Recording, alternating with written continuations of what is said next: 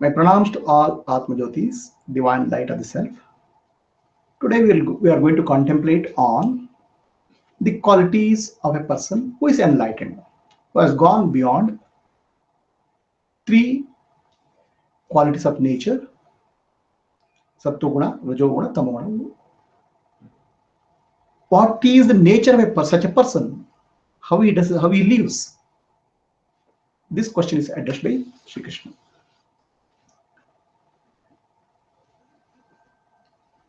First of all, that person treats any happening or any action by somebody as a result of the gunas. He doesn't attribute to that person. He doesn't attribute the action to a person, but he attributes the action to a qualities of nature. Okay. Say, for example, we brand a person as a thief because he steals. Now, the stealing is the action which branded him as thief. But if you brand him as a thief, then there are certain good qualities in which we forget. A thief may not be 100% criminal, right? So there's a person and there's action. The action is due to result of gunas, whereas the person who does it, okay, in reality, the Purusha is one with the supreme reality. So a person who is enlightened distinguishes between these two. The actions are due to the nature, Prakriti, and the consciousness is one with the supreme reality. So he understands the play of gunas in life. Because of that, he has no hatred or enmity to anybody.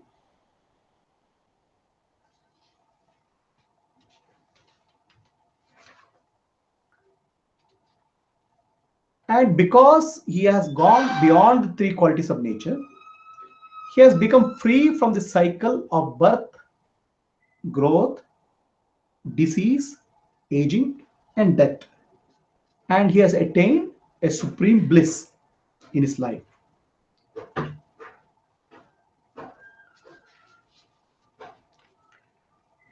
So does it mean that that person will not be affected by the gunas? Because his body and mind is still made up of the gunas. Okay, he has become detached from that. So sometimes a quality of sattva may rise in him. Sometimes the quality of rajas may be rising in him. Sometimes the quality of tamoguna may rise in him. It means his body mind complex. But he doesn't identify with that. Okay, he understands. Okay, sattva guna is of the nature of joy and desire for knowledge. Rajoguna is action, and tamoguna is laziness.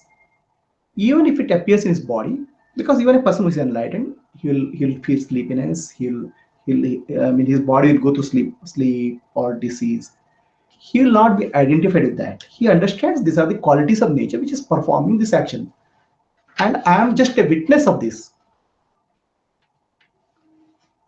He is equanimous in joyful situation and sorrowful situation, and he is equanimous in treating stone, mud, and gold. Okay, he doesn't get attracted to gold or mud or stone. He treats them all equally. This is surprising, right? So it is when he says when you say gold, stone, or mud is treats equally, doesn't mean that he'll throw gold or store mud.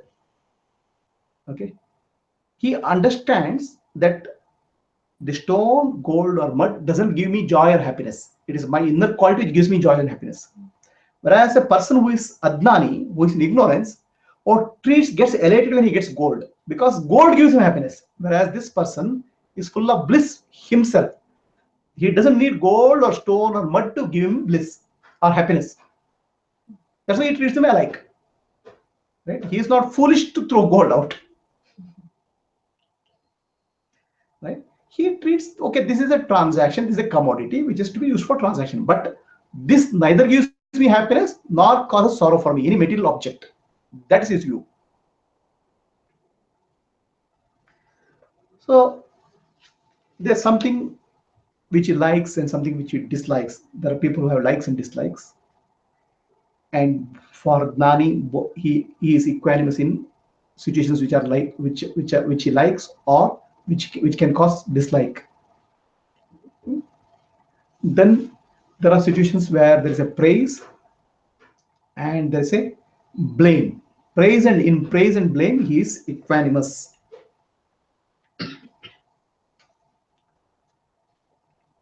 And he is equanimous this with friend and enemy.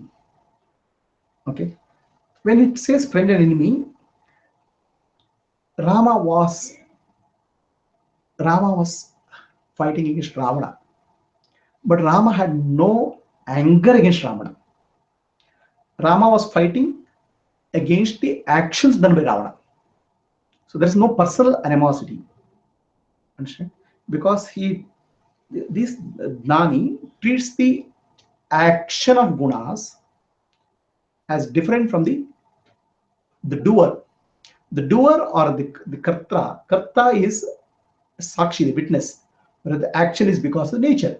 Now the sakshi has identified with the nature in some of the cases, but then the Gnani, since he has become sakshi, he has become the witness of gunas, he treats the friend and enemy alike. Then whatever he does, whether a Gnani will sit idle, he may not sit idle. Some of the Jnanis may sit silently. Some of the Jnanis may actively get involved in work like Krishna. Some of the Jnanis may take care of the kingdom like Janaka Raja. Some of the Jnanis like Vedavyasa Maharshi can compose Vedic literature. But in all of these, there is not a trace of doership. I am doing this. Then there is a deep devotion to the Ishvara, Bhagavan. And this devotion is uncorrupted in the sense that many of this sometimes devotee, he says I am devoted. The devotion comes from desire of I want this, I want that, or devotion comes from fear that if I don't not devoted to God, what will happen?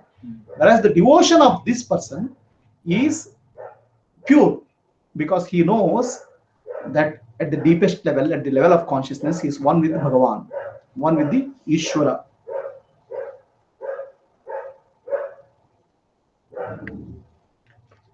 So this is the quality of a person who has gone beyond three gunas.